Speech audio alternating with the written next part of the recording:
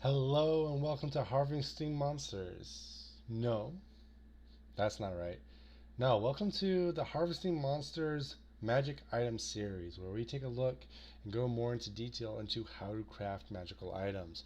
We take some of the monsters that we have already gone over and we combine it with another monster to try to create a new magical item. Today, we're going to be taking the Mummy, my very first video. Please watch it if you want, but be warned, this is before I even did video editing. My sound quality is bad, but you can go watch that. And we're going to combine it with the Assassin Vine, an item that I was not too happy with. So let's take a look at the Mummy's item called the Pharaoh's Mantle. It's a wondrous item. It's using Masterwork Breastplate. You can use the Despair ability, which is as the Mummy ability. Caster level 6, spell level 6, once per day. DC is 13 plus your charisma modifier. The command word is bow before me, mortals, for I am a descendant of gods. Um, this was to capture kind of the regalness of the pharaoh, of the mummy, as well as the most devastating ability, their despair aura. On the other hand, we have tendril bracers made from the assassin vine. And this was a low level item that granted +4 to combat maneuvers, and you were able to cast Entangle once per day. Both of these were pretty low level items. The Pharaoh's Mantle ran 6,830 gold pieces, and the Tendril Bracers ran 1,960 gold pieces. So Tendril Bracers is like a level 2 item. Pharaoh's Mantle is level 3, level 4. Now we're going to take those and we're going to go through and we're going to calculate a better item. Now, I wanted to do a ring because I haven't done a ring for this channel yet. And what I called this one is the Graveyard Tender's Ring. My idea for this item and its lore, this is a ring that's passed down by a crypt keeper throughout their family to help preserve this crypt from being eaten by ghouls or any necromancers or grave robbers. The reason I wanted to do that is because the mummy is a creature that kind of haunts their tomb and like keeps people from getting in. They are a sort of guardian.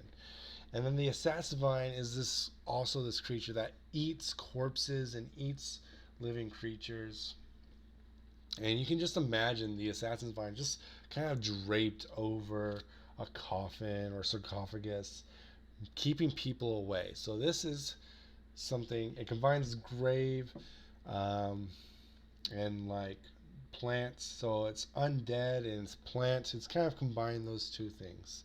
Think like Pumpkaboo from Pokemon, that pumpkin ghost type, the grass ghost type. This is kind of where I'm drawing my inspiration from.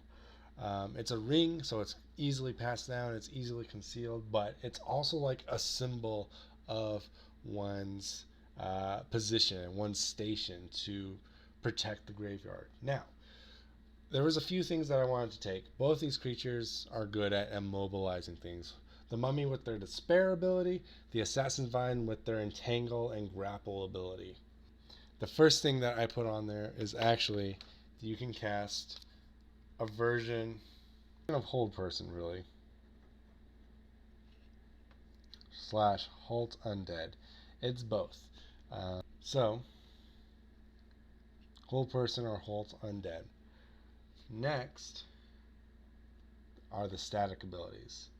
Now, the static ability, we have Undead Bane. Now, we're going to be talking about putting weapon abilities on other items a little bit more. I've done it a few times. I think the last time I did it, it was with the Gibbering Mouther. I gave a armor ability to the bagpipes. So we're going to talk a little bit about how that works. And last thing, the mummy is very durable and the assassin vine is very durable. The assassin vine has has more than you expect of energy resistance, and the mummy has pretty significant damage reduction for a level 5 creature. Um, so the mummy, don't send the mummy up against a party of warriors because it will trounce them. You need a magic user or you need a cleric. You need one of those things. But like just rogues and warriors, not going to go up against the mummy unless they're a little bit higher level. Because of that damage reduction, their hit points, they hit hard, they have a good attack roll. Um, you're supposed to get by the mummy with that fire weakness.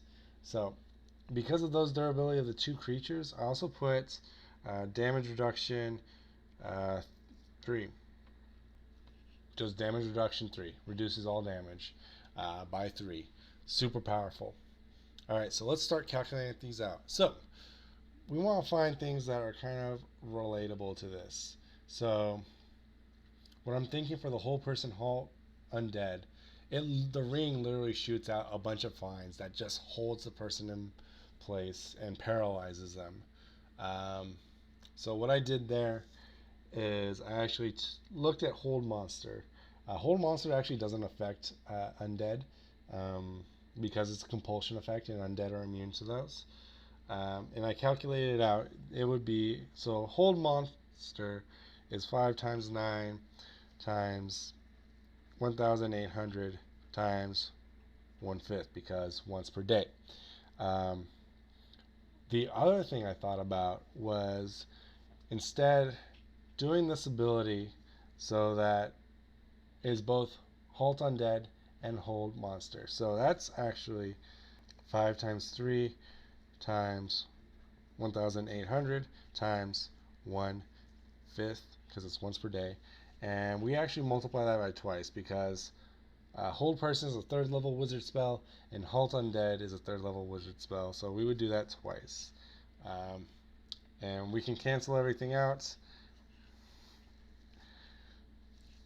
So that means it's 6 times 1,800 versus 9 times 1,800. So this is cheaper to have it be considered these two spells versus hold monster. So this can only target people and undead. So you might put in the description, this ring releases a stream of vines that are paralyzing to the target. For if they're human or undead, they're completely immobilized and have the paralyzed condition. Alright, so it's going to be this one. I'm going to highlight that in orange, or that color. Next ability, Undead Bane. Alright, let's get a different page for this because it's going to be a little bit much. So Undead Bane, it's not on a weapon, and it can give it to any weapon that the character with the ring is holding. Now, there's two things I want to do here. First, it's a +1 bonus, so obviously 1,000 or 1 squared times 1,000. 1 squared times 1,000 is 1,000. The other thing is it's on something it's not supposed to be. So that's a 50% increase, obviously. Lastly, it doesn't take up a slot, so you can put it on any weapon. Now this is extremely powerful. So there's an item in the DMG, and a magical item called Ion Stones. It's a class of magical items, and they basically hover around your head and give you magical boosts. So the great thing about these is they don't use up slots. This ring is not using up magic on your magical weapon, and that is in itself powerful. So we actually multiply that by a 2,000 or by 2 because it increases the chance by 2. For example, if you had a ring of deflection, that costs 1,000 and gives a +1 deflection bonus to AC. But if you have an Ion Stone that gives you a +1 deflection bonus, you're going to see that it costs you 2,000 GP because it doesn't take up a weapon, take up an item slot. So this is what it's going to be, and that's going to be quick and easy 3,000 GP for that ability. I hope everyone understands. If you have any questions, leave them down in the comments. I don't have you guys to ask questions right away, so I don't know if this is being clear. But because it doesn't take up a weapon, that's going to increase the price. And lastly, the damage reduction. Now, this one's actually pretty easy because I simply just pulled it from the damage reduction that adamantine heavy armor would do. Now, it doesn't stack with other damage reduction, so you can't wear adamantine damage reduction and this ring to boost it up.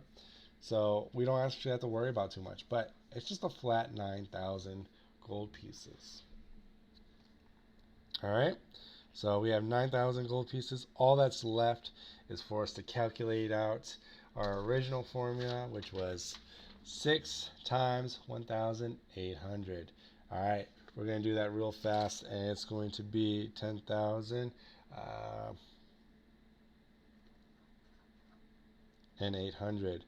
All right, so it was pretty close. The damage reduction almost was the most, but it wasn't. So we have to multiply these by 1.5 by 1.5, and then we're going to add it all up. So that's going to be 4,500, and this is going to be 13,500. And then you add it all up, 0, 0, 8, carry the 1, 8, 2. All right, so our ring of the Gravetender is going to cost us 28,800 gold pieces. And this ring has a great story behind it. You could find it on a dead body inside a crypt. And when your wizard does their lore check, and they're like, oh, this is a ring passed down through generation to generation to protect this crypt, and they find them dead, that means that something in the crypt either got out or someone has moved into the crypt. So I hope you guys enjoyed this item. I hope you guys enjoyed combining these two monsters to see what they can make. If you have any suggestions or questions, leave them in the comments down below. If there's a monster that you want me to decide drops for, please leave that down in the comments below. If there's something else that you want to see from the channel, leave it down.